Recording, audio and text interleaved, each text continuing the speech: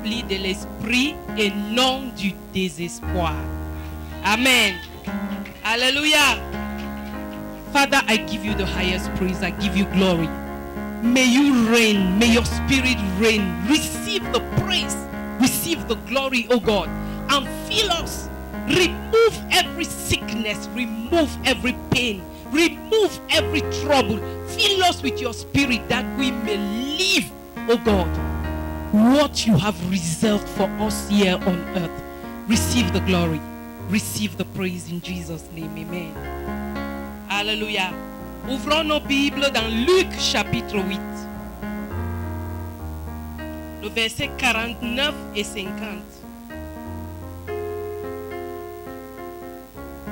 Est-ce que nous sommes là?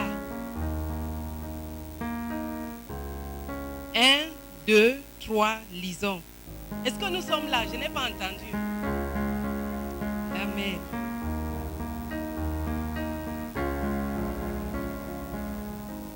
C'est bon? Luc 8, 49 à 50.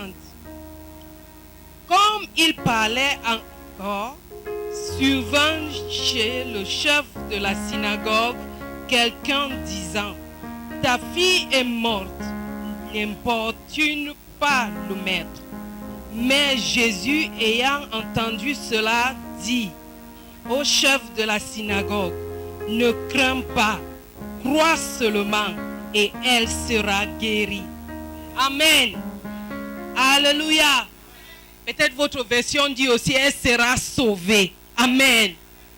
Je suis venu dire à quelqu'un: ne sois pas rempli du désespoir. Crois seulement et la situation sera sauvée. Alléluia. Asseyons-nous dans la victoire de notre Dieu. Amen. Nous voyons ici Jairus, le chef de la synagogue, qui n'a pas regardé son titre, qui n'a pas regardé sa spiritualité, mais avec un problème, il a couru vers le maître. Qui es-tu dans la maison de Dieu que tu prends tout pour acquis? Mais cet homme s'est humilié, il est allé devant le Seigneur Jésus. Parce que quoi? Sa seule fille, seul enfant, était sur le point de mourir. C'est la raison pour laquelle il est parti voir le maître. Je ne sais pas cette dernière opportunité que tu as dans la vie. Je ne sais pas cette seule chance. Je ne sais pas si c'est cette trompe qui reste et tu crois que tout est fini. Cours vers le maître. Dis à ton voisin le problème qui t'a amené dans sa maison. Cours vers le maître. Alléluia. Alors il est parti. Pendant qu'il s'est agenouillé devant le maître, une violente est venue. La femme à la perte de sang. Pendant qu'il pleurait, il disait que ma fille a des problèmes.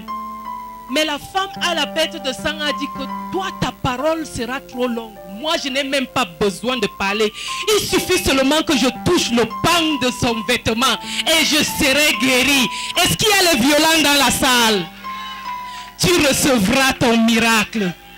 Il ne s'agit pas de moi, il s'agit de celui qui est mort sur la croix. Oh, ta foi te sauvera ce soir. Alléluia. Alors, pendant qu'il était là, tout d'un coup, sa situation a commencé à lui parler. Et quelqu'un est sorti de sa maison pour lui dire: n'importune plus le maître. Ta fille est déjà morte. Pendant qu'il était là, la fille n'était pas morte. Mais, aux dernières nouvelles, sa fille est morte.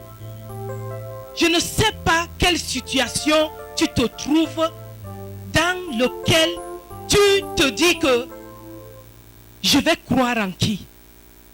On vient de me dire que mon enfant est mort. On vient de me dire qu'on m'a licencié. On vient de me dire que voilà l'huissier qui vient pour m'expulser de la maison parce que je n'ai pas payé. Mais le Seigneur Jésus ayant entendu cette parole de ceux qui sortaient de la maison, il a dit: ne crains point. Ne crains point. Je répète à quelqu'un: ne crains point. Tu crois en quel rapport? Le rapport du médecin qui dit que tu ne vivras pas, qui dit que tu as le VIH, ça va te tuer, qui dit que tes entrailles ne produiront pas, ou tu crois en ce que Dieu dit? Dieu dit ne crains point. Je ne sais pas ce qui t'a amené dans la maison de Dieu, ne crains point. Car elle sera sauvée. Et ce monsieur était entre les deux rapports. Il ne savait pas ce qu'il fallait croire, mais néanmoins il était ferme. Notre problème, c'est que nous aimons ouvrir nos oreilles grandement aux flatteurs. Nous aimons ouvrir grandement nos oreilles à ceux-là qui nous déçoivent. Au marabout, nous ne partons pas chez le marabout, mais si quelqu'un sort là, un prophète qu'on n'arrive même pas à examiner sa prophétie, on croit. Mais voici une situation où il faut croire en ce que Dieu dit. Croire en ce que Dieu dit. Parce que cet homme s'est tenu. Il a regardé sa situation. Il a dit, je ne veux pas être découragé par ceci. Les mêmes personnes qui sont venues dire, oh, ne regarde plus le maître. N'importune plus le maître. Il est déjà mort. Ces mêmes personnes sont rentrées à la maison. C'est eux qui ont organisé le deuil. Ils ont commencé à pleurer. Et ils se couchaient même sur le corps. Et pendant que le Seigneur Jésus est entré, ces mêmes personnes ont commencé à se moquer du Seigneur Jésus. Je suis venu te dire, le monde n'a rien, ne réserve rien pour toi de bon. Accroche-toi sur ce que le Seigneur Jésus dit et tu auras la solution. Il ne permettra jamais le juste de chanceler. Il te donnera toujours la victoire. Il t'a racheté à un grand prix. Tu traverses les eaux, il sera avec toi. Les eaux ne te submergeront pas. Tu traverses le feu, il sera toujours avec toi. Le feu ne t'embrasera pas. Parce qu'il a décidé, il a juré qu'il sera toujours avec toi. Crois en sa parole. Et ta situation sera sauvée. Et voilà Jairus. Il a décidé que non, je vais continuer avec le maître parce que c'est le maître qui a pris le devant. Pourquoi? Parce qu'il a confié ce problème au maître. Alors c'est le maître lui-même qui s'est levé, a pris la route de chez lui. Et pendant qu'il partait, il a dit, ne pleure pas comme ceci. Ne pleure pas. Ne pleurons pas comme le monde pleure. N'appelons pas conjuration comme le monde. Non. Qu'est-ce que tu vois? Tu dois voir ce que Dieu voit. Dieu a dit, c'est-à-dire le Seigneur Jésus a dit à Jairus que non, elle n'est pas morte. Est-ce qu'il mentait? Elle était déjà morte. Mais il a dit, elle n'est pas morte, elle dort. Je veux demander à quelqu'un, qu'est-ce que tu vois dans ta situation? On a dit que tu n'as plus de trompe, tu n'as même plus, on va racler ton utérus. Qu'est-ce que tu vois? Moi je dirais, je vois l'enfant. On a dit que tu ne vas jamais voyager, que tu n'as même pas l'argent, tu ne peux même pas. Dis que je vois déjà mon visage. Parce que le Seigneur Jésus savait que cet enfant était mort. Mais il a dit, elle dort. Ça veut dire que tout problème auquel tu traverses est passager. C'est question de temps. Je ne sais pas ce qui t'a amené, mais c'est question de temps. Vois comme Dieu voit. Josaphat a dit, le roi a dit à son peuple, crois en Dieu et tu seras établi. Crois à ses prophètes et tu prospéreras. Pourquoi il a dit cela? Parce qu'il sait que dans la situation où tu te trouves, quand tu crois en ce que Dieu dit, tu seras établi comment? Tu seras affermi. Il sait que dans cette situation, Dieu veut faire quoi? Dieu veut te bâtir dans cette situation. Il sait que quand tu crois en Dieu dans ce que tu traverses, il va te soutenir comme un père soutient son enfant. C'est ce que Dieu veut de toi, bien-aimé. Je ne sais pas ce que tu traverses, mais quand Dieu dit, crois dans sa parole que crois en Dieu, tu seras établi. Parce qu'il sait qu'il veut t'orienter, il veut t'amener vers sa droite. Tout ce qui est à sa droite est sa volonté parfaite. Et le Seigneur Jésus a pris la place de Dieu. Dans un premier lieu, il a dit, ne crains point. Crois seulement et elle sera sauvée. C'est ce que Dieu dit à tout être humain. Ne crains rien. Crois seulement. Et cette situation sera sauvée. Et maintenant, le Seigneur Jésus lui-même a pris encore le manteau du prophète. Et il lui dit, ce que je vois, toi tu ne vois pas. Ne pleure pas comme ceux-ci pleurent. Mais elle dort. Elle n'est pas morte. Dieu est en train de dire à quelqu'un aujourd'hui, il dit, comme son serviteur a parlé ici, notre Seigneur Jésus a parlé comme un prophète. Et Jairus a cru. Et parce qu'il a cru, peu importe les moqueries, il est toujours allé jusqu'au bout. Je suis venu te dire que la parole de Dieu te fortifie aujourd'hui. Que les moqueurs soient ôtés de ta vie au nom de Jésus. Que ceux qui vont t'intoxiquer avec leurs conseils maléfiques pour t'enlever du plan de Dieu soient ôtés de ton chemin. Afin que tu puisses être soutenu par la parole et continuer. Et tu prospéreras tel que le prophète te dit. Alléluia.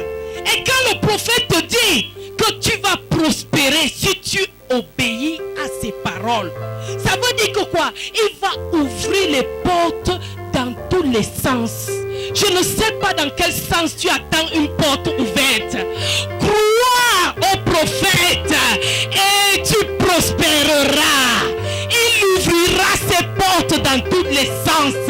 Oui, il te donnera la victoire. Ça veut dire prospérer. Oui, il te donnera la réussite. Ça veut dire prospérer. Oui, il t'amènera dans tes hauts lieux. Ça veut dire prospérer. Crois juste et tu prospéreras. Alors nous disons que ne soyons pas remplis du désespoir, mais de quoi?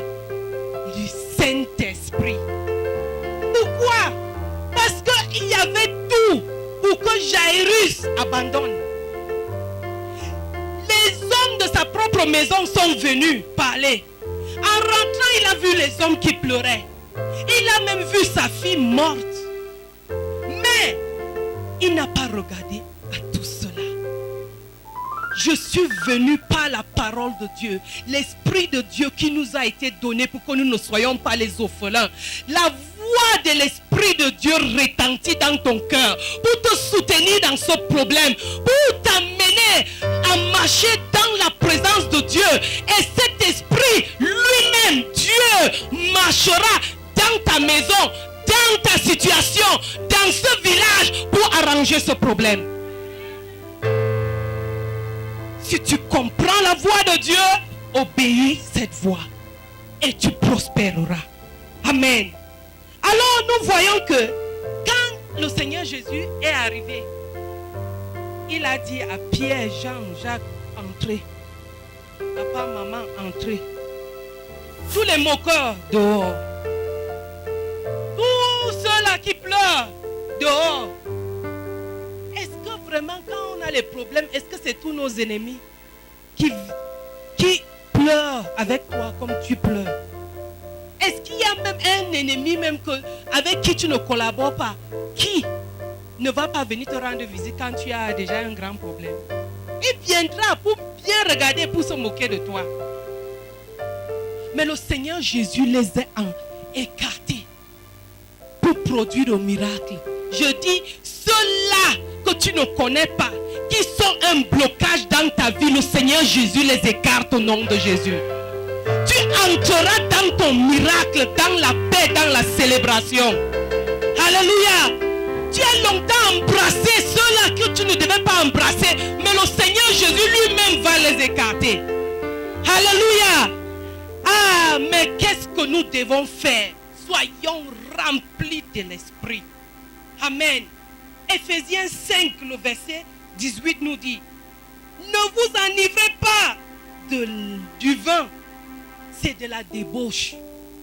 Mais la Bible nous recommande de faire quoi? Soyez au contraire remplis de l'Esprit. Amen. Amen. Nous avons besoin d'être remplis de l'Esprit.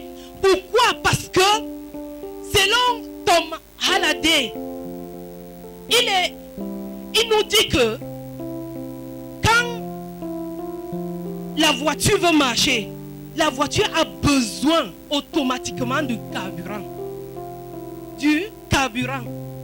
Alors, là où le carburant finit, la voiture s'arrête. De la même manière, le chrétien a besoin du Saint-Esprit pour fonctionner. Et Chuck Swindoll nous dit qu'il est une chose d'être né de nouveau, d'avoir l'Esprit de Dieu, et toute une autre chose d'être rempli du Saint-Esprit. Et il dit que la tragédie, c'est quoi? C'est que la plupart des chrétiens ont le Saint-Esprit, mais peu sont remplis du Saint-Esprit.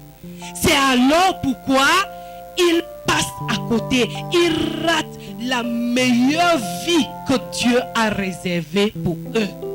Je suis venu dire à quelqu'un que sois rempli de l'Esprit de Dieu pour expérimenter la meilleure vie que Dieu a réservée pour toi. C'est un ordre. Quand nous regardons, c'est un ordre. Soyez remplis du Saint-Esprit. C'est un ordre, c'est un commandement. Soyez remplis. Si tu veux expérimenter plus sur la terre, si tu n'es pas fatigué de ta situation, fatigué de ce qui t'entoure, sois rempli du Saint-Esprit. Donc, nous voyons que ce verset nous dit que soyez remplis du Saint-Esprit parce que quoi? C'est l'action répétée. C'est au jour le jour. Tu n'es pas rempli aujourd'hui pour être rempli encore demain, pour attendre encore un mois pour être rempli. C'est tous les jours. La foi vient de ce qu'on entend. Et ce qu'on entend vient de la parole de Dieu. Alors c'est la même chose avec être rempli du Saint-Esprit. Notre soif pour le Saint-Esprit. Nous voyons que quand il dit soyez remplis du Saint-Esprit, c'est quelque chose qui a été déjà accompli sur la croix. Tu ne pars pas chercher le Saint-Esprit ailleurs. Il est si présent plus que l'air que tu respires. Il est là. C'est une chose qui est déjà acquise. Donc, Dieu a tout mis devant nous. Et c'est comment? C'est au pluriel. Soyez remplis du Saint-Esprit. Ça veut dire qu'il ne s'agit pas de ceux qui prient beaucoup. Il ne s'agit pas de ceux qui sont très saints. Ou ceux qui ont déjà le titre ou quoi que ce soit. Mais il s'agit de tout le monde. Ah, Dieu a réservé même pour les tout petits enfants. Il a réservé le Saint-Esprit pour eux. C'est un privilège pour nous. Alors, quand nous regardons, nous allons voir que toi qui as besoin, toi qui crois que tu n'as pas besoin du Saint-Esprit, c'est toi qui commences une prière 2-3 minutes, tu n'as plus de sujet. Tu regardes à gauche, à droite, tu n'as plus de sujet. Tu commences à regarder ton téléphone, tu regardes l'heure. Tu as besoin du Saint-Esprit, tu as besoin d'être rempli du Saint-Esprit. Toi là qui viens à l'église par obligation, on te force seulement. Tu dis que si je ne viens pas, on va m'appeler, on va me chercher, on va même me gronder à la maison s'il faut que je quitte, je pars à l'église. Tu as besoin d'être rempli du Saint-Esprit. Toi qui as honte de dire quelque part que tu es chrétien, tu as besoin d'être rempli du Saint-Esprit.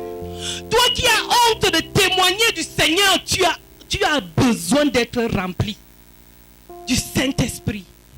Toi qui ne crois plus aux promesses de Dieu, tu as les doutes dans ta tête concernant l'accomplissement de ces promesses. Tu as besoin d'être rempli du Saint-Esprit. Chaque fois que les gens témoignent ici, tu dis que c'est pour eux là-bas. Il m'avait répondu un temps, il ne me répond plus. Il ne parle même plus. Toi qui ne crois plus que Dieu est actuel, il est dans le passé, tu as besoin du Saint-Esprit. Dans les échecs répétés dans la vie, tu as besoin d'être rempli du Saint-Esprit. Quand l'attitude de ton cœur commence à changer, l'amertume prend place, la colère, le mensonge, tu ne te soucies pas, tu as besoin d'être rempli du Saint-Esprit.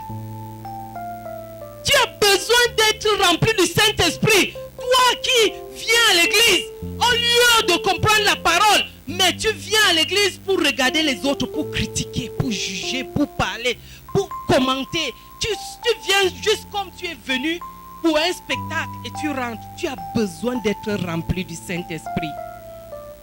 Parce que sans le Saint-Esprit, tu ne peux pas. C'est le Saint-Esprit qui dit encore dans le cœur de Jairus, non, la course n'est pas encore finie. Dieu n'a pas encore parlé. Dieu doit agir. La route est longue, mais je te donne la force. Avance, tu auras la victoire. Avance, ils sont nombreux. Tu vois, ils sont nombreux, mais ce n'est pas ce que Dieu voit.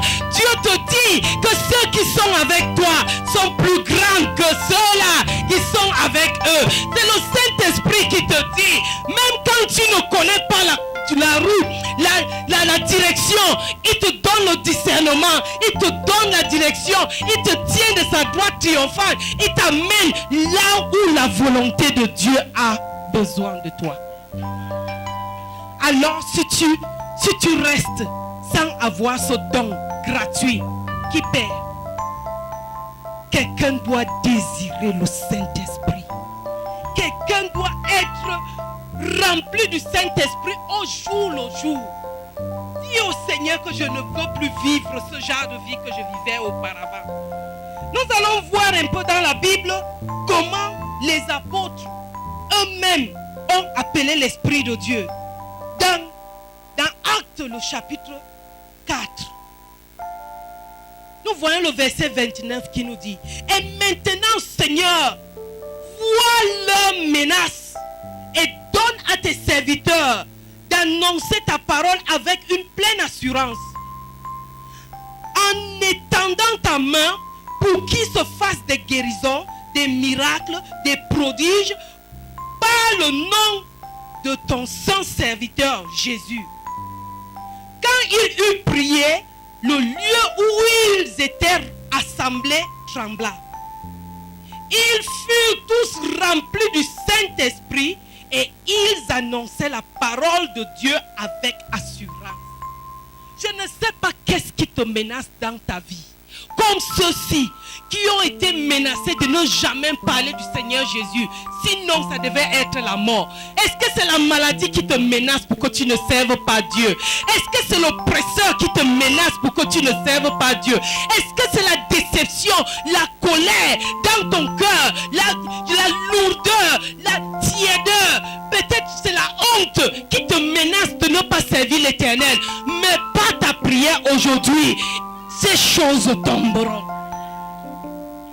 Ces gens-ci ont prié et ils ont commandé Dieu. Ils ont dit que fait que ceci arrive et tout ce qu'ils ont dit est arrivé. Amen. Alors je suis venu te dire aujourd'hui, lève-toi sur tes pieds. C'est ta prière qui va conditionner ce que tu as besoin ce soir. Alléluia.